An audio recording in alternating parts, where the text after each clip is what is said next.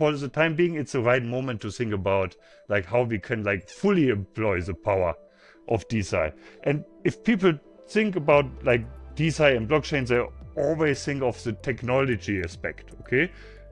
Blockchain can be used for timestamping, a DAO can be used for voting and distributing research money. But if we have guidelines and best practices, we can take it beyond this purely technological stage and have cultural changes.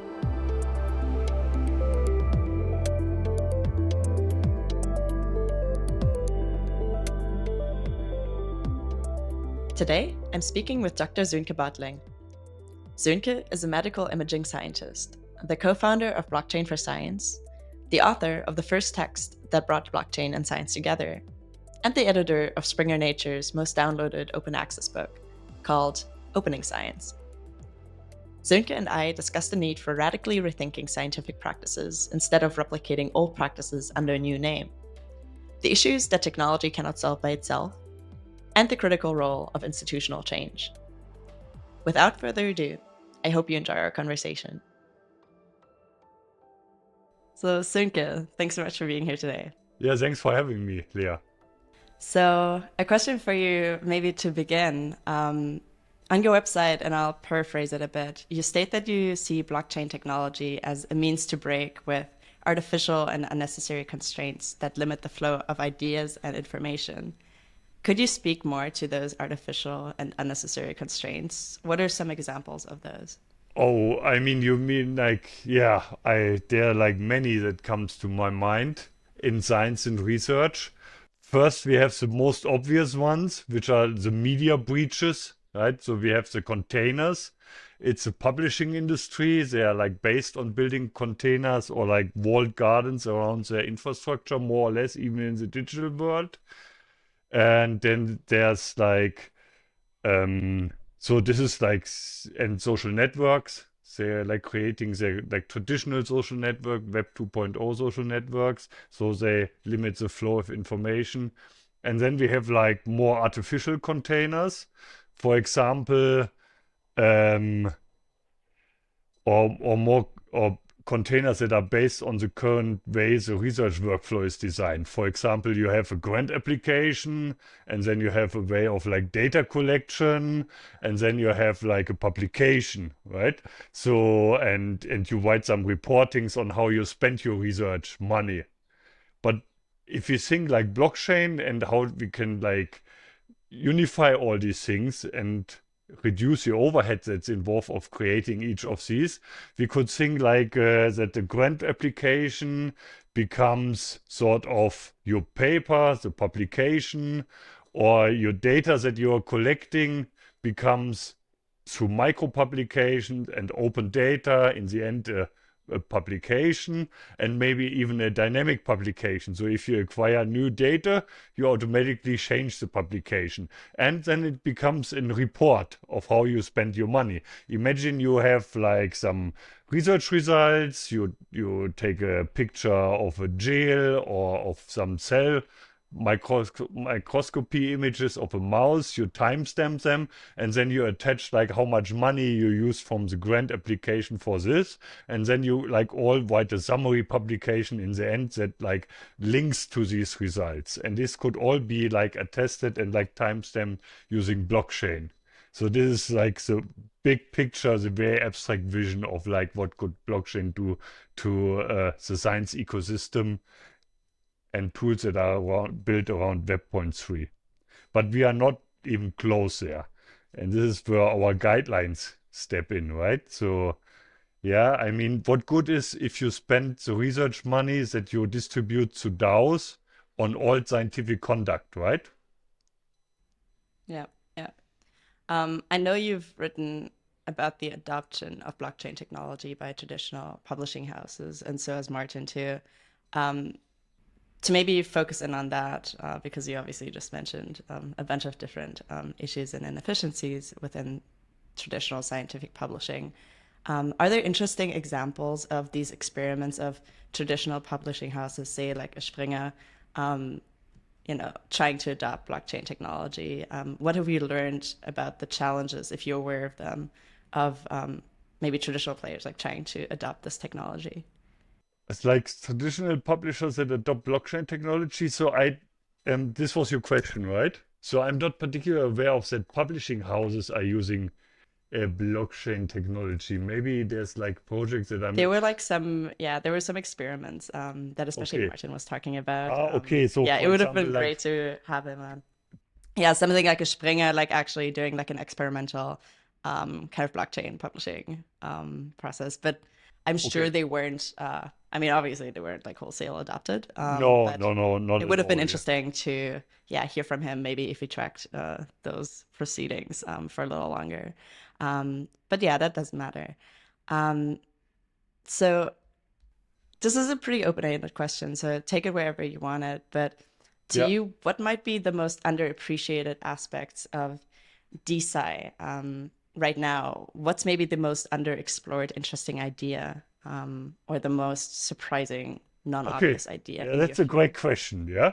So because like the thing that surprises me the most is that it's great. I mean, let's rewind it a little bit like further back. Okay. So blockchain and science together was like became a thing in 2016, 2017. There's something, it has something to do together, or it can be done something. And then people like there were like people that came up with several projects, like having peer review on blockchain, played with early stages of DAOs and pre-registering of studies, time stamping and everything. And now it's called DeSci, and we have some serious players that are like distributing money uh, using DAOs to research, actually like establish research institutes, which is a great thing. But what surprises me the most is that they don't like come up with some new rules or some new guidelines on how this money is being spent. They are basically spending this money in all traditional scientific conduct. Worth, yeah, sorry to say this. So, and I think it's a great opportunity being missed here, because the DeSci science revolution is the first revolution where the revolutionaries can actually decide how the money is being spent because they distribute money. When we look back at earlier science revolutions, for example, Science 2.0, Web 2.0, social networks for science, and I was involved in those.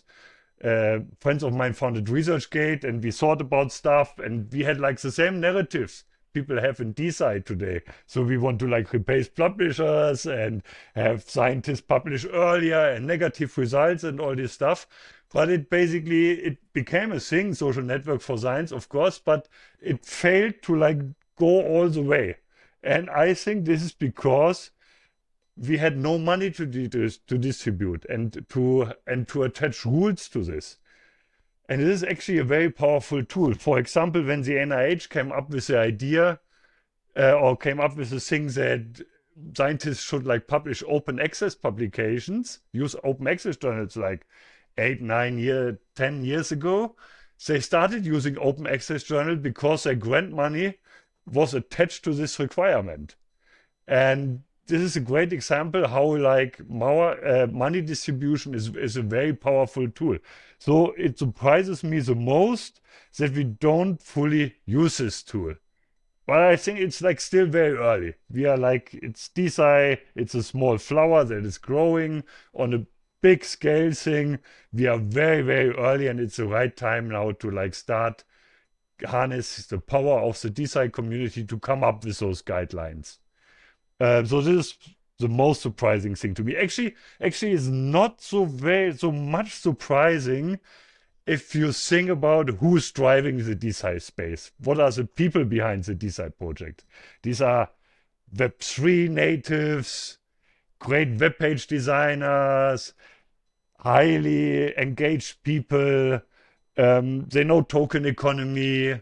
They come up with things that where you can like create excitement among the educated public. Let's say it's this way. For example, like sexy projects, longevity, fertility, hair loss, and all these things, like people understand these things, but this is only the beginning, right? It's not what like it's, I mean, it's much harder to get people excited about some weirdo little anti-gene things in a very basic research stuff, but it's okay for the time being because you have to get the money from somehow from somebody. And it's the same with crowdfunding. Yeah, long before blockchain, there were like crowdfund science projects. Then you have to have sexy projects to get some people pay into it.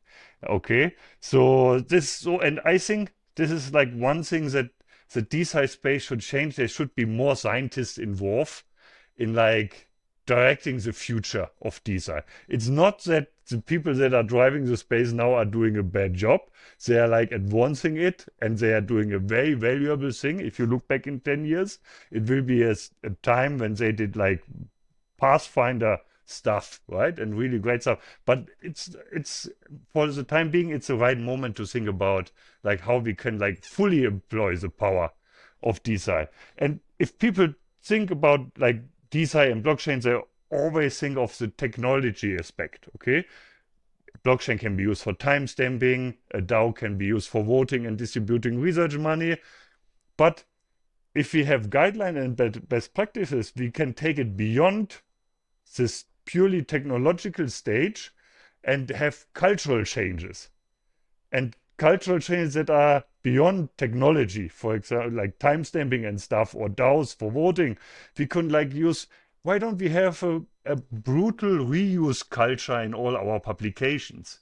No more plagiarism and stuff like this. We just allow everybody to like copy figures, text, and everything. And so we can like nobody should like spend time. It's like with the AI and the large language model, it's a topic anyway in the traditional science and as well. But if we could like create these things, we could like really make science much more effective. Yeah, yeah.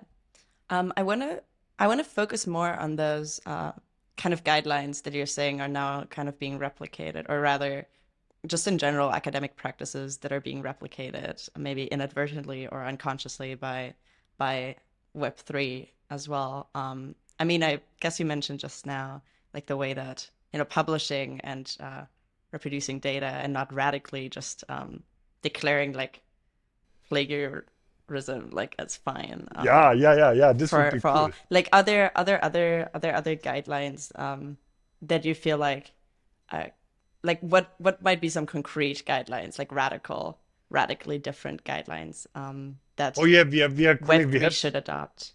yeah. So for example, we have like grant applications should be like really small, like one pagers, right? There should be, I mean, grants are at the moment a signaling thing, so we can work together. You show you white lies grants with nice figures and everything.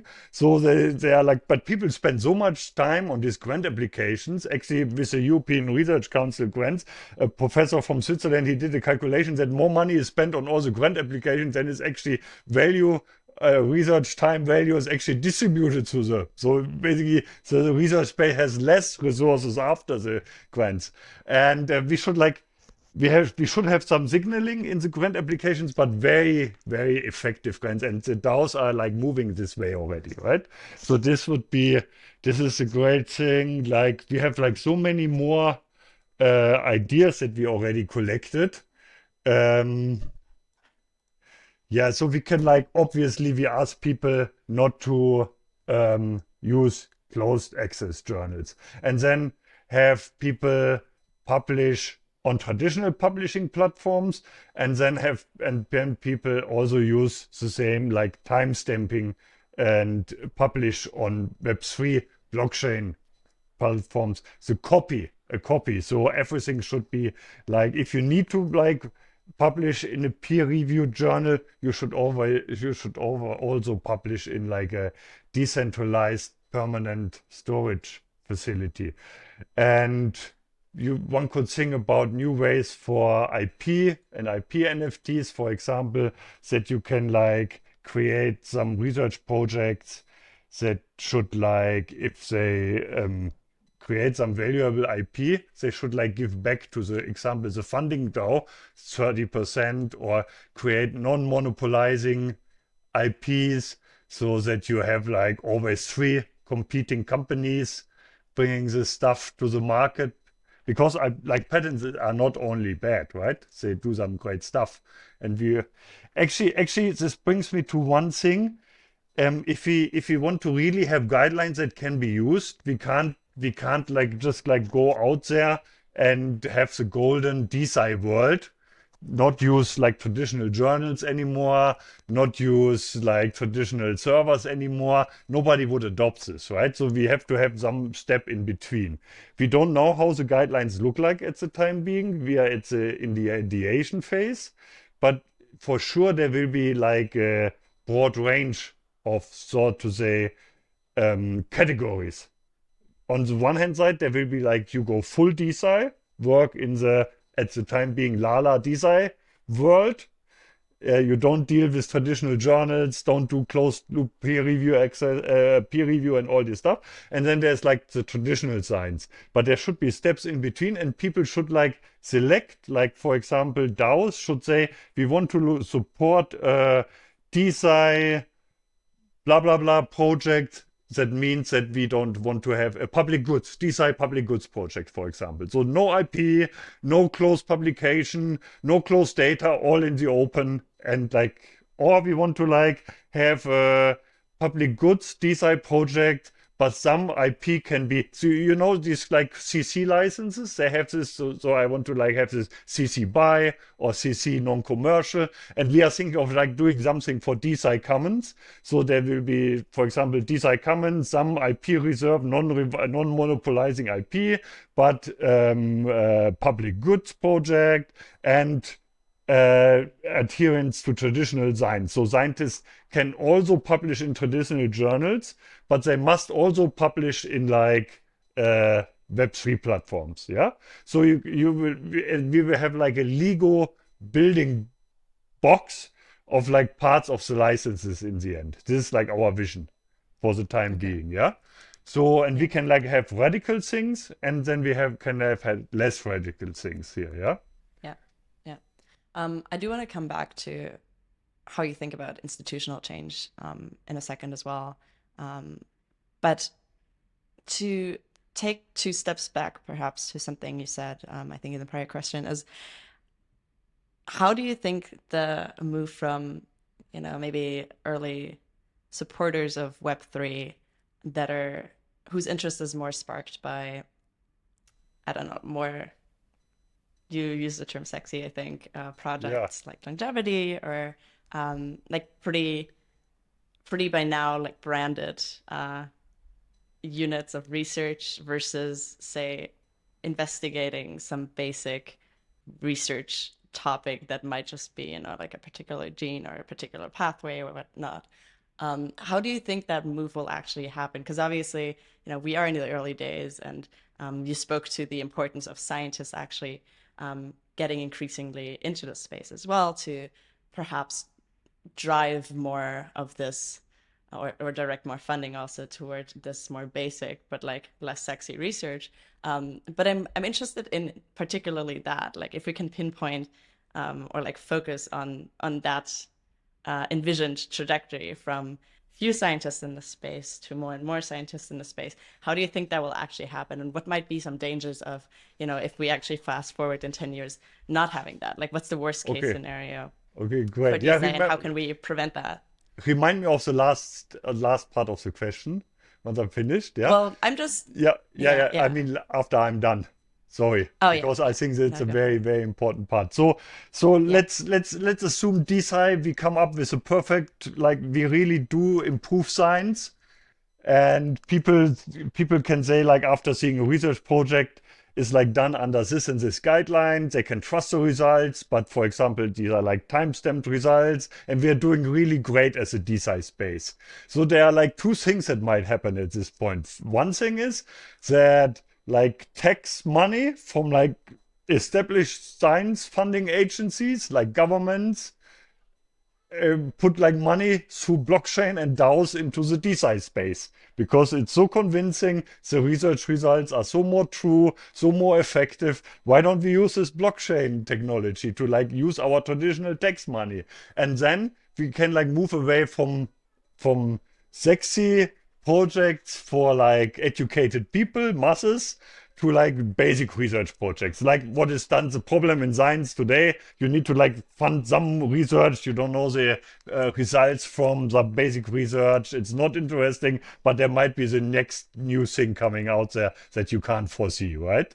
And on the other hand, we have like the blockchains, they get like $1 billion network state kind of thing. Like we have like people that got rich and they might donate money to like basic research or become like the 2% for science. Actually, Martin funded this like 2% for DeSci. So imagine Binance, they do like Bill Gates and spend like, let's say, some of their money charity to like research done the DeSci way, or let's see, like maybe instead of mining, you put like 2% to DeSci projects. Actually, these ideas are like starting to be established. So you don't need to like have tokens and IP promises, like IP NFTs for future token holders to like get research money. So this is like the way we can move away that we need to like just do sexy research stuff, right? Okay. Yeah. And what, Yeah. also the last part of your question was, That was like, what's the what would worst happen? Yeah, we case would miss scenario? out. Like, We would miss out on a great opportunity here. Yeah, yeah. This would be. yeah. We would like have the same research world. Maybe. I mean, if DeSci becomes, it's even from the VC side. You know, if you have if you see a DeSci project that has a blue sticker, like quality sticker of done under this and this guideline, you can basically throw money at it because you know these research results are not faked, right? So even this could like make more money available for like basic research, yeah. And maybe to press a little more on again, like attracting more scientists to the space. I know you've spent some time, in the academic world as well, and obviously you went to medical school. What have you found to be maybe the stickiest ideas that you have sought to overcome within trying to convince academics to get involved in DeSci? What's been the hardest to make researchers coming from academia realize about DeSci? And maybe also, what does DeSci have to change about its, signaling in order to maybe Okay. legitimize itself more to academics? Yeah. Yeah, so I mean, obviously it's a UI thing, right? People, but it's like getting better. People have their MetaMask, they sort of like have their wallets through the hype in the general market, but I mean, they don't move away from Kraken or Binance to their own wallet. It's a big step. But if you have like adoption here, but I'm always saying if you get significant amount of money through a source, scientists will adopt very quickly and learn how to like get the money, right? So they will be sorry to say this to my fellow scientists, but once the first money the lab has like next door, like got like 250K through installing some MetaMask and voting in a DAO, the next professor will adopt it in next months. Yeah. Yeah. Yeah, Okay, yeah. so I think the money is will be the driving force here. And there's a general fascination about some scientists. They like read about Bitcoin and then they, oh, there's like DeSci as well. Cool, I want to do something here. Yeah, yeah. But what should DeSci do? Well, it's a good question. Just continue doing good stuff and create the narratives that we can like really change things beyond the technical things in like by blockchain, by having guideline and best practices, have cultural changes, yeah, in science. Yeah, and yeah, I heard like one of your podcasts, one of he like said what is like being built. Ethereum drives the space, DeSci space. You have DAOs. Well, yeah, yeah, that's cool. Yeah, right. But he's like not seeing or he didn't see the potential of like creating cultural changes through guidelines. Yeah, or only the technological things. Yeah. I'm very glad you're bringing that up because that was going to be my next question. Ah, okay, okay, sorry. Yeah. We have definitely you've mentioned this a few times now, but to maybe like formulate it into one question, like dig down on it. So I was interested in how much you think like the issue with say the publishing world or just how science is yeah, organized and funded more broadly, like hinges on technological factors, um, versus how much these issues tend to be institutional, right? Like even if the technology would be provided, there's still social practices that make it hard for scientific processes to change. So are there any problems you can think of that technology cannot solve and where institutional, and then like, I mean, kind of following that question logically is like how you think about institutional change. Yeah. Wow. Yeah, this is like a very slow process, right? It will be very slow. I Yeah, mean, nature is still nature, and yeah, Cornell University is still Cornell in New York or Harvard and stuff, right? So it will be very hard to like in one generation over generations for like 150 years. And so yeah, but we should extend this like and so that's talking of this long-term view. So that's why we are so easy and early on in the DeSci space, right? And with the guidelines, it will be a very long process to like create these like things. So we won't see people understanding. I mean, the DeSci people understand about time stamping data, yeah, on the blockchain. But the next door neighbor, he says, like, I have my Excel sheet here. These are my research results. What the hell should I like timestamp it to a blockchain? Yeah, it's like you become more trustworthy if you do so, right? I don't know whether you followed the last scandals in like in Harvard. There was this behavioral scientist. I think her name is Francesca Gino. And this is like a big thing, right? So she basically, or one of her co-workers manipulated the research data. And this is like only the tip of the iceberg that we actually read about. There are like many more of these scandals everywhere, yeah? So if you could adopt this, like, not only technical, cultural change, so that people would like at least once a week put a hash on the Bitcoin blockchain of their Excel or research data. They don't publish the data, don't give away anything, but they can always prove that they had like the state of the Excel document in this week and this week and this week and this week. And actually, the people are going through these old Excel files at the moment with lawyers and some digital forensics. It's really funny. I mean, you can like what's digital on a hard drive, you can change, right? So, but these people don't. I mean, it's good that they don't understand how Excel files are generated because then you can actually use digital forensics to like show some manipulations. But it will become better. They will become better at like faking data and like well they change the undelete functions and everything in the Excel files. But if you do the timestamping, it will become much harder to manipulate your data. Much harder. Yeah. And if you could like, I mean, we could get rid of almost all significant science scandals that you read in the news or you have YouTube videos about in the last 2 or 3 years in like social sciences, behavioral sciences. If you would like have the people timestamp their data, right? They would think twice, 4 times about like changing or adding some fields here and there, right? You leave a data trail on the blockchain, yeah? And this would be just an easy thing. There are like online tools you could do this, yeah. Well, but people need to like learn about this, right? And it's unfortunately it's just the tip of the iceberg that we read about in this. I mean, everybody who spent like time in research knows how it's almost a culture to like, well, I dropped this mouse, right? It doesn't fit my research narrative. The yeah. p-value, maybe she had a cold, so we just like drop Mm, her, right? So mm, mm. yeah, Yeah, I so mean that answer just raises, I suppose, the question of incentives, yeah. because again, like which kind of ties back to the previous question of the tech might be there that timestamping is actually, a thing that you can do, and we as the public, in part funding science, would probably agree that that's a good thing to do. Like we want our, science to be like transparent and truthful, and obviously though, the question is like, why are researchers faking or manipulating data in the first place? Like, what incentives are in place in academia that make that, um, sometimes very desirable, or like at least a pressure if you're not outright faking data to like, drop the mouse, so to speak.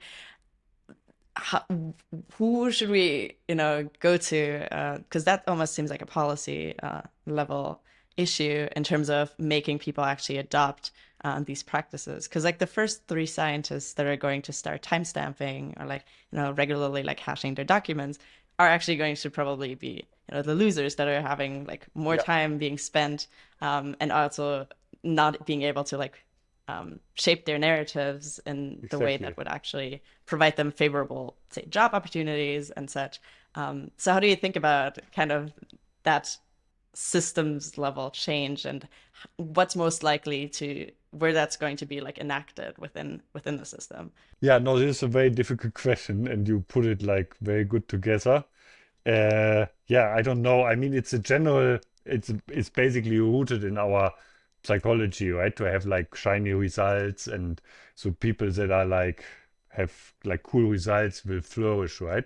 And it's not only our publishing industry and the incentives and to get into the journals. I think it's a basic fundamental thing. Somebody who like finds out nothing, how, no matter how well his research ideas were, he will stay a loser.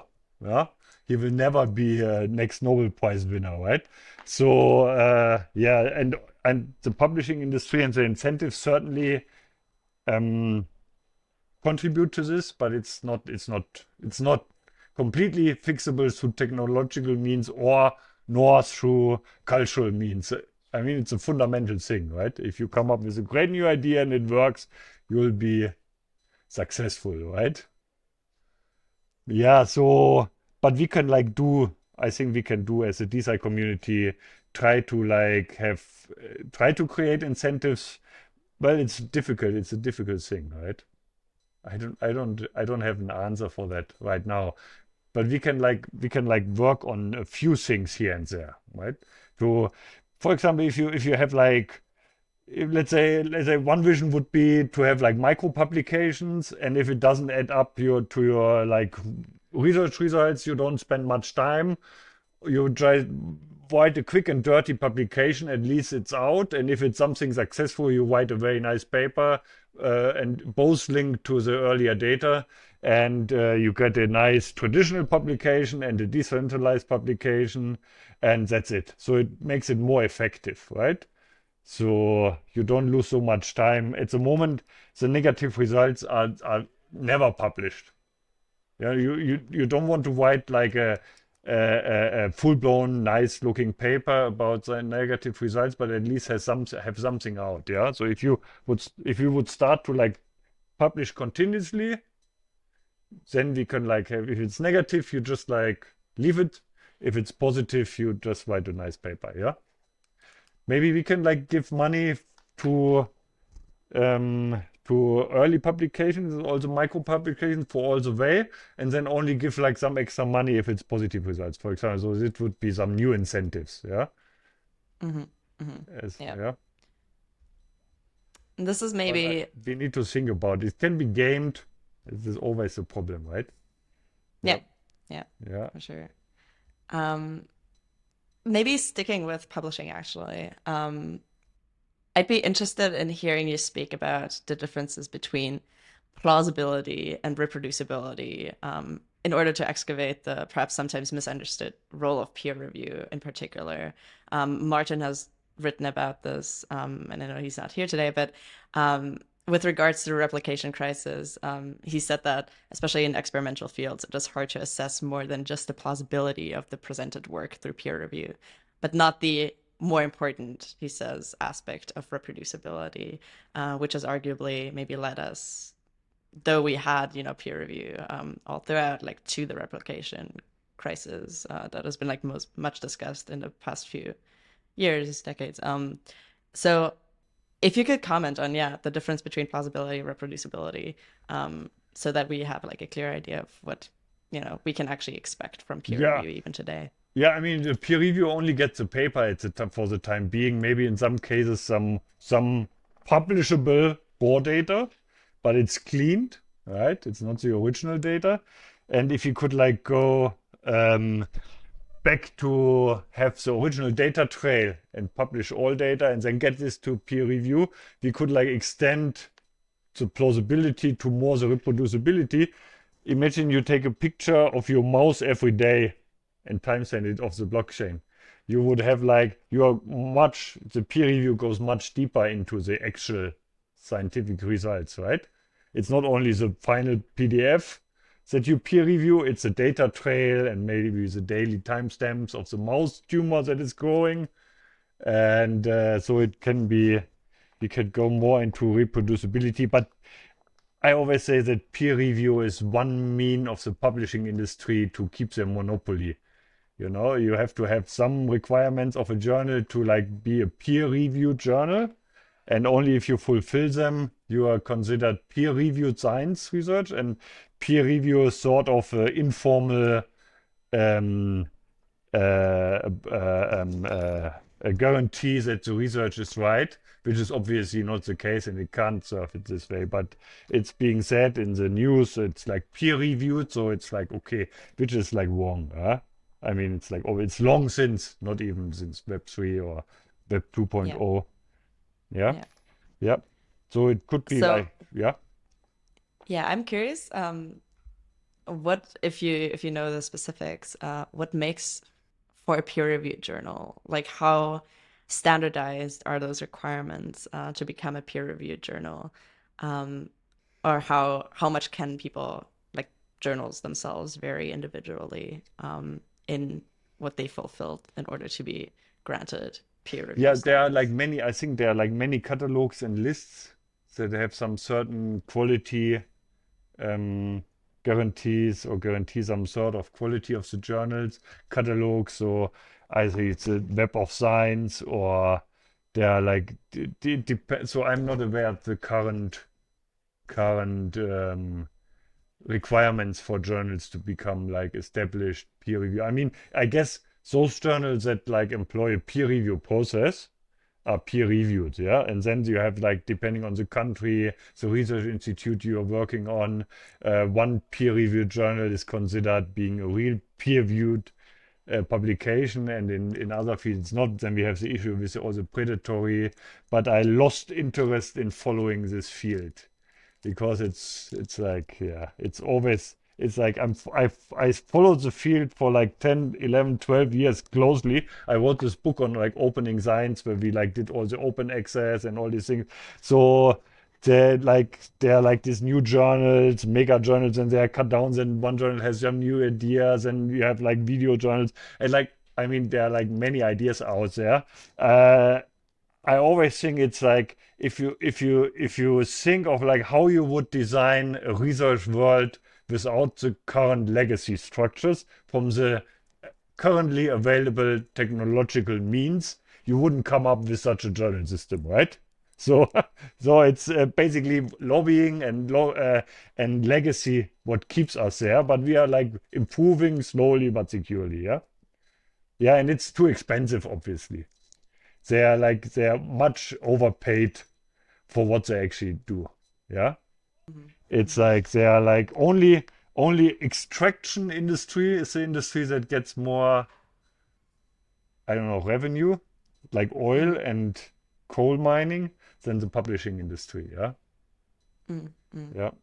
Um, to stick with journals for a second, Martin has also stated that the perception of journals as trusted third parties remains even today, that peer review seems to be an inevitable mechanism to guarantee scientific quality. Um, could you speak to how well publishers fulfill these stated functions today? I mean, we've already spoken about it a little bit, but maybe there's more to add. And then also how decentralized modes of publishing may assume, um, the function of becoming a trusted third party. Third Yeah. party. That would be I'm cool. Yeah. especially interested in your views on how new forms of publishing can build a reputation. How can the belief in scientific Yeah. quality that traditional houses have been built over decades be established in DeSci? Yeah. It will So it's take a a lot. question about reputation. Will take a long time, yeah. I mean, the current science system is producing results, right? We shouldn't be so Mm, negative about. It's just like too much overhead here and there, and like I don't want to like say that science is all broken. It's not, right? It like it educates people. We learn the stuff, and we produce results and advancement of humanity. It just could be more effective here and there, right? And the journal system for it's the same. and it's good. I mean, they're doing good stuff, but I think like they're just overpaid for what they are doing. And yeah, it will take a long time it will be hard to establish journals that are 150 years legacy of a nature journal. You won't, it won't be matched by a Web3 journal on IPFS uh, in the next 30 years, right? Like generation of scientists like built on reputation in this journal and their grandfathers, right? So it Mm, will be hard, but we can start. Yeah, okay. yeah. What do you wish academics would realize about the private sector and vice versa? What do you Oh, think are some about the what? common about the private sector world? So, say startups or even like decentralized science ventures as well.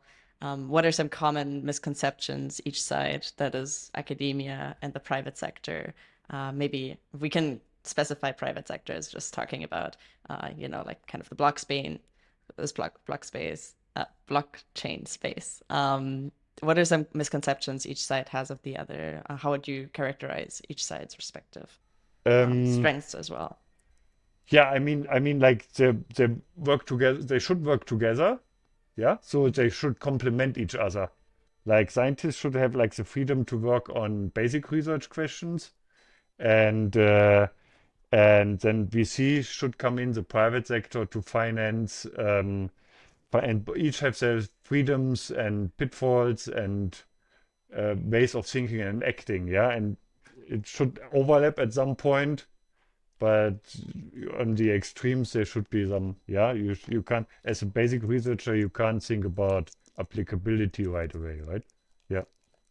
Yeah, but are there any misconceptions that come to mind that you feel like you've encountered in Can you either think of some academics or? like that we could like overcome with? I This mean, is just a question about like yeah, general conception. It's not about overcome. Well, it is about overcoming them, I suppose, if we're yeah, talking about, yeah. misconceptions. Um, but I don't know, maybe in terms of what blockchain, um, yeah, people that work on blockchain projects, maybe they don't often realize, and this is definitely not everyone, but how much, like, how many years are required to build up scientific expertise, that maybe some processes actually fulfill like a very good function and have come in for a reason that is not only, like lobbying and like money extraction. That Okay, I actually, see. Ah, like for yeah. example, grad school is a really important thing to like gain scientific expertise, and there should be some, level of peer review, like things like that. Maybe Yeah, okay, understanding yeah, particular parts yeah, of like the scientific yeah, landscapes. yeah. Maybe the And then misconception. academics maybe Yeah, have like misconceptions of, yeah. Actually, I yeah, know I can think of that one that being. it's like the thing is like the patents, right? So there Hmm. are like some open scientists who like generally say that patents are a bad thing, right? And it is like certainly not the case, yeah. First of all, patents means like to lay open. It's just another mean of publication, and we attach like the right to use it for 20 years to it. So patents actually the same word stem as publication. Patents to lay open and publication to publish, right? So only it's like turned upside down today. So science, so open or hardcore scientists think like patents is just like a way of like companies become greedy. It's actually a way that means it makes it possible to bring stuff to a market that the basic researcher or creators incentives, right? It's the incentive structures is turned upside down, but we could like work on like creating non-monopolizing patents, yeah? What are some ideas in terms of like what non-monopolizable Yeah, patents could for look like? example, we could like come up and say like if there's like a Web3 entity that wants to like support some research projects, and let's say in farm drug research, and they don't want to have like monopolize a drug, so they could just say that if there's a patent and it goes like it is being licensed to a company, there should be two other companies that are competitionists in the field that also get the license. Yeah, so it should, so they can't like, well, it reduces the incentive to like do basic research at this company, but well, it's a Web3 project is supporting this basic research. Yeah. So this could be a way of like doing it. I don't know how realistic it is.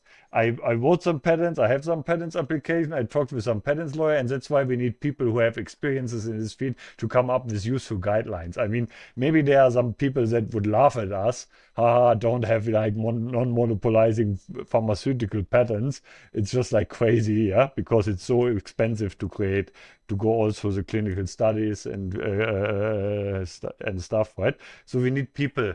Speaking of that, it would be great if we could like invite the DeSci, or we are actually inviting the DeSci community to like work on the guideline. It's not with us. We want to like work with the DeSci community to create these guidelines, and there we need like all kind of peoples for this, like ranging from patents lawyers to like people who actually know Web3, scientists from all color and fields. And you can actually go on the webpage DeSciCommons.org and fill out a questionnaire and get on board. And the level of contribution can be like any. So you don't have to commit, like you can like decide later on how much time you want to commit on it. Some maybe just a review and like saying this can be done or this can't be done, this is totally crazy, would Yeah. also already be a nice contribution. Yeah. Yeah. Cool. Yeah. Maybe I know time is running out. I just like to ask in the end whether you can think of any important questions that I have not asked you today, whether anything. I mean, obviously, lots has been, yeah, left unsaid, but maybe if you can think of anything that you want to address before we come to an end. Let me just go. No, these are like very good question. No, I think we covered like, I mean, we could like go more in things that are broken, how we could like go like fix them, but then we would be already in guideline building basically, yeah. And we should like maybe do this in like 2 or 3 years from now, or let's 2 years. So I just want to like bring up like the process. So at the moment we are doing a call to action, call to participation, yeah, to the whole DeSci community. We will present at some conferences, talk with people, and we have some ideas how the guidelines should look like. But we are open for changes, and like at the moment it's like this building blocks, Creative Commons kind of CSE by DeSci, whatever. And then we have to like talk obviously with DAOs and science funding, DeSci funding agencies, whether they want to like enforce the guidelines, or who should actually enforce the guidelines, right? Should it be the community? Should there be an entity and everything? We need to like see this.